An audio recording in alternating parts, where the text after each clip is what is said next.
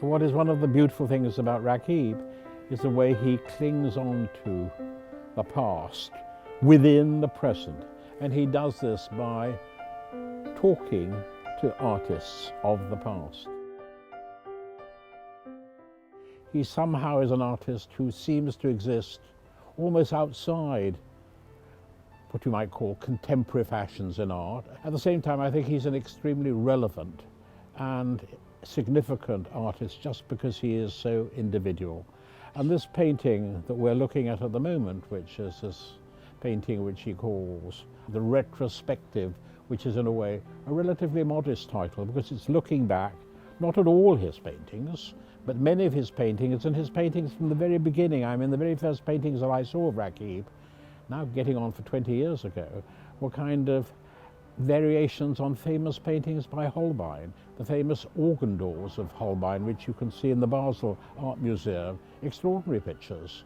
And this painting is sort of inspired by a painting that was done 2 centuries ago by a very rich man, the Duc de Choiseul, who was French ambassador to the Vatican in the middle of the 18th century. And he wanted to take with him his memories of the Eternal City, of Rome. And of course, Rome, for him, as it does for us, divides into two. It is the memory of very ancient times, that's to say, of Roman times, and then there are the memories of modern times. So he did a number of paintings. He did this kind of big kind of panorama of a kind of crazy palace. And you can see all these different paintings that, it was like taking postcards back, at a certain level. You take, when you go to Rome or you go to Paris, you buy loads and loads of postcards of views that you like. At least one used to do that. Nowadays, of course, because of the iPhone, one takes one's own postcards with one.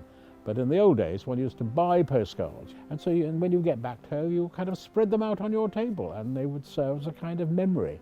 What Raqib is doing in his big painting is trying to make a kind of palace, a kind of imaginary palace of all, or at least not all by any means, but as it were, all the paintings he's ever done. The painting after the Tempesta, you can find it, there's the key and you can find it. Some incredibly large, spectacular paintings. And they've gone away, of course. They've left his world and now they're kind of immortalized. Memory is what art is all about. Curiously enough, the Pannini was based on a painting that was done even 100 years earlier by an artist called David Teniers, who's roughly speaking a contemporary of Rembrandt, a Dutch painter. And what Raqib is doing is, as it were, transforming into contemporary times and into his own life, the world that he inhabits. And this is a world that is both horrific and simultaneously very beautiful. It's a world of his imagination and it's the world of his reality.